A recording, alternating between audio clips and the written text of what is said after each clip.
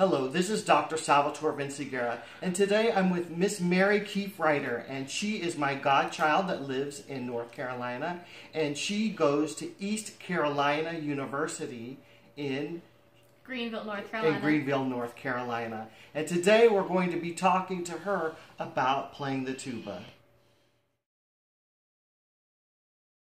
So Mary Elizabeth, why did you choose to pick the tuba in beginning band class? Well, I actually started on flute. Okay. My mom taught me how to play flute starting in first grade. And then I was in Florida and moving up here to North Carolina. I had a new band director. He said, hey, we need a tuba player and your mom can teach you for free. Would you like to learn tuba? And I said yes. So I started playing tuba since then, and I've been playing tuba ever since. Okay, that's great. So what were the struggles of beginning to play the tuba?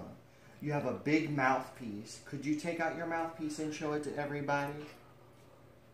Okay. And so what did you first have to do to get a good sound on this mouthpiece as a tuba player?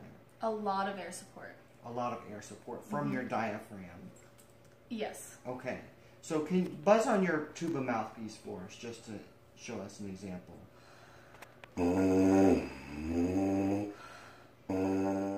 I know that a struggle that my beginning tuba players have is that when they first start playing notes in band class, it's hard for them to hear the pitches because you play an octave below maybe a baritone and you don't play within that same range. So are there any tips that you can give us to help our beginning tuba players? Lots and lots of air. Okay. That's the biggest thing. The more air you can put in an instrument, the fuller your sound will be. Okay. And really try to listen to the types of sounds that your instrument makes. And how did you really get an understanding of the pitch of playing all by yourself? Did you play on the piano? What did you use as a pitch reference? I usually use the piano when I'm having trouble with some intervals in an etude that I'm playing. I play it on the piano a few times, then I buzz it on my mouthpiece, and then I'll put my mouthpiece in the tuba and play it. Excellent. Okay, thank you. Now, I'd like Mary Elizabeth now to get her tuba out, and let's talk about her tuba that she has. Okay, so what kind of tuba is this? Because this is a really fancy silver tuba. What is the name of it? And it has, what, 4 valves here? 5. 5 valves, okay. And so talk about it. What kind of tuba? So it's an Eastman 4/4 C tuba. So it's a regular size tuba. A 3/4 would be smaller, 5/4 would be bigger. Right. And it has 5 valves. It's in the key of C. So when I play the open fingering, I play a C. And where on a B flat tuba you play B flat. And this fifth valve helps me to play lower notes about 4 or 5 ledger lines and lower below the staff. Wow. Okay. So a beginning tuba player would not have this type of tuba. No. And the B flat tuba is what she's referring to when she first started out with the B flat tuba.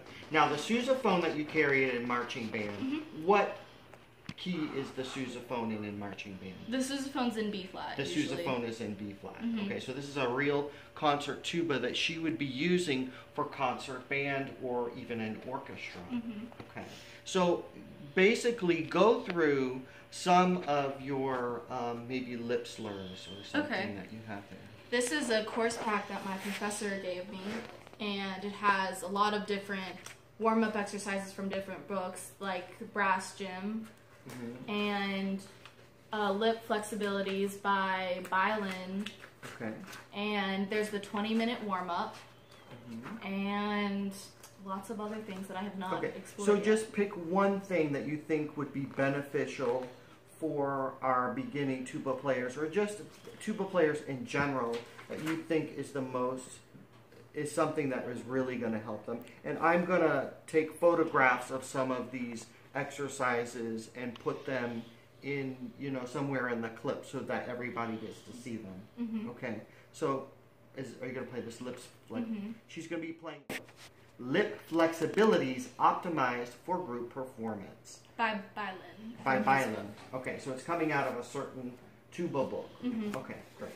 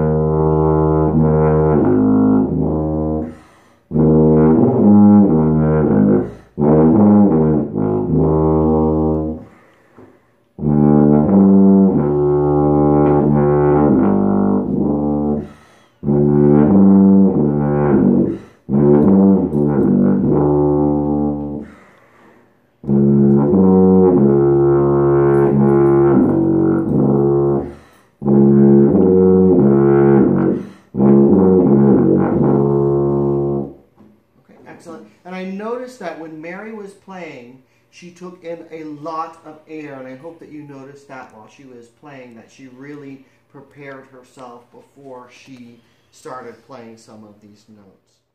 This is what Mary just played. These are lip flexibilities, and it was originally written for trombone, and Jared Williams transcribed this for tuba so that she could also play them.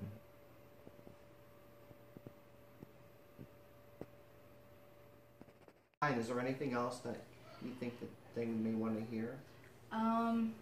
Focus on not putting too much of your lips in the mouthpiece, and don't pull them back and smile too much either. Okay. Try to find that balance, because I know when I tried to play high notes, I made a habit of smiling and pulling back my embouchure that didn't give me enough lip in the mouthpiece to buzz.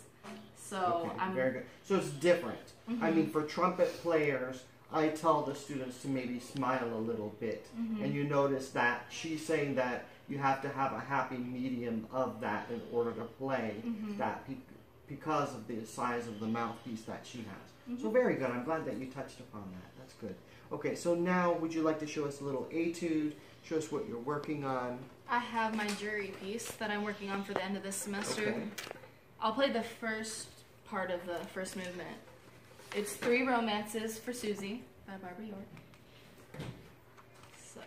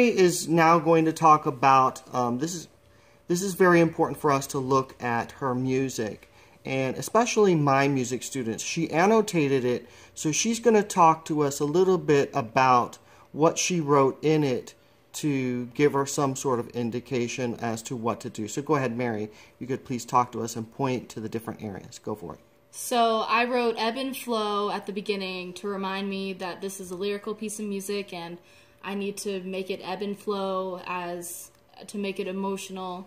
And the end of note release is because I was clipping off the end of my releases, and you need to let them more gently release instead of cutting them off.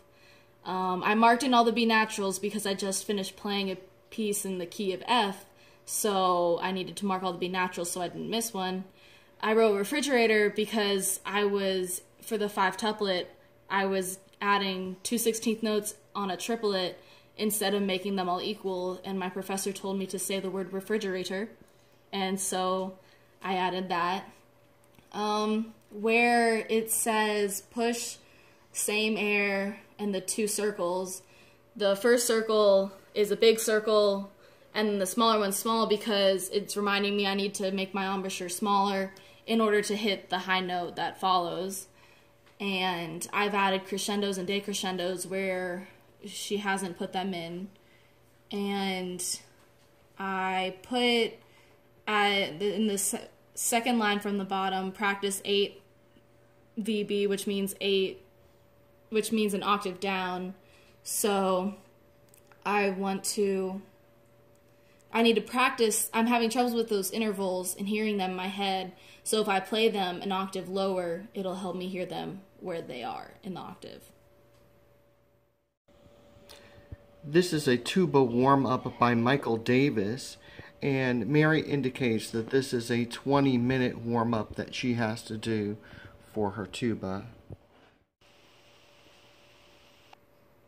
This is part of her warm-up exercise that she plays. It's called Bastian.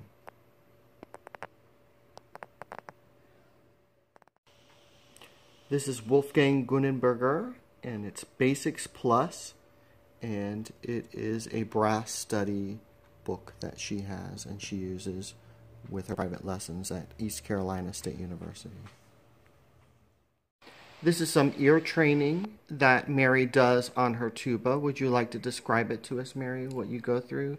This is for tuba, though, right? Mm-hmm. Okay, go for it. So this chart down here is because my professor wanted us to have more ear training in our lessons for majors like music therapy. He added that we would have to play any of these songs in any key that he randomly picked. And so like the first week these are all your semesters that you take. So your first semester, your fall of your freshman year, your first week you would play this, and the next week and the following week. And then the pattern would repeat every semester after that. Excellent. This is Dr. Salvatore Vinciguerra. Thank you for watching this video about the tuba and Miss Mary Kiefreiter from East Carolina University. If you like this video, please like it, subscribe to this channel, and have a great day. Thank you.